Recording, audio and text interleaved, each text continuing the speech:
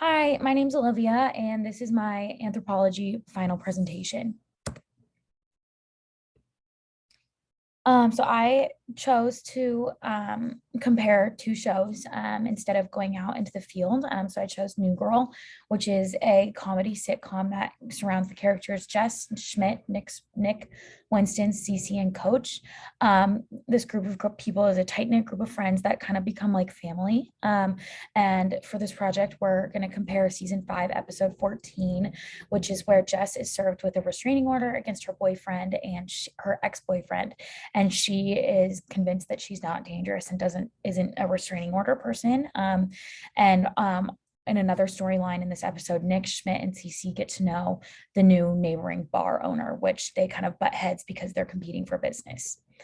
So I'm comparing New Girl to Criminal Minds, where the BAU, or the Behavioral Analysis Unit, featuring Garcia, Blake, Rossi, Hotchner, Morgan, Reed, and JJ, travel across the country to catch killers based on circumstances and actions behind a crime. Each episode is a new case in a new city. And for this project, we're comparing season 9, episode 10, where a family has been receiving kind of disturbing phone calls from a child saying, I'm going to get you, I'm going to get you, with like what could be a insane asylum in the background. And then that next morning, this is their fourth call or something like that. And then that morning, they wake up to find their son gone with kind of a large splatter of pig's blood on their front door. So looking at these two episodes through the linguist lens, I was wanting to kind of discuss how language affects the audience's interpretation of the situation. So, considering the many different forms of communication, speech, conversational analysis, gestures, sign language, tone, context, all of that, we learned that each of those have a really different impact on how situations are. Like, there's a reason that we use a specific tone or a specific rhythm. And I really wanted to compare something like a like a sitcom to a crime drama, and see how each of these forms of communication can affect how the audience understands the message that's being relayed. So speaking of body language and gesture, in Criminal Minds, Malcolm, the father, is, the BAU is working with the parents right after they've discovered that their child is gone, and, asking like, what, do you know your son's friends? Like, what kind of things does he do? And the father, Malcolm, is really upset. He's pacing, his hands are on his hips. He does some pretty, like, to the point hand gestures, where he says the police made us sit and wait until something went wrong. And then the mom says, she's sitting kind of anxiously. It makes no sense at all. And Morgan, who's part of the BAU, says, I know that, and we're very sorry, but we're just, trying to help. And then Malcolm cuts him off and says, you're sorry? You're sorry? Do you have kids? You have no idea what this feels like. And he's really in Morgan's face about it. Like, you can obviously tell he's upset. And so, what does that mean? What does this scene have to do with this project? This is a really great example of how body language and gestures can affect a situation.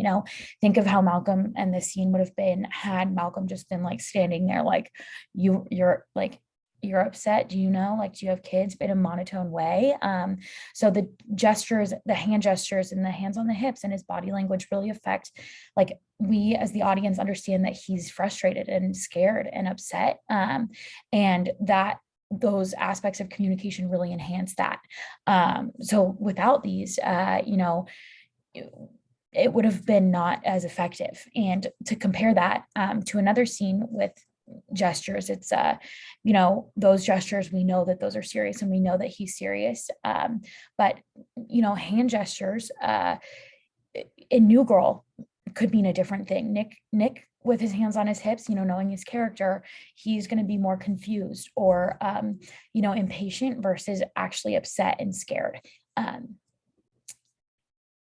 And so, talking about tone, context, and rhythm, we have New Girl, where Jess is literally in the bed of her ex-boyfriend's pickup truck and is calling Winston, who is a cop.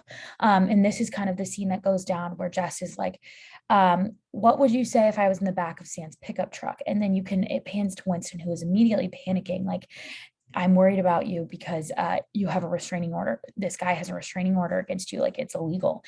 So they go into this allegedly kind of back and forth dialogue. And earlier in the episode, they kind of go through what there's a comment about allegedly between Nick or Jess and Winston. So that's what kind of makes this funny. And as you can see, the allegedly is used kind of repeatedly, and it's part of the rhythm. And so the use of this rhythm and repetition is important because it drives home that Jess very well may be a crazy person because she's in the back of her ex-boyfriend's pickup truck, which is actually illegal in this case. So using the verbiage of allegedly helps the audience understand that it's not right for her to be here because her friend Winston, the cop, is saying, you can't tell me these things because legally that's not right.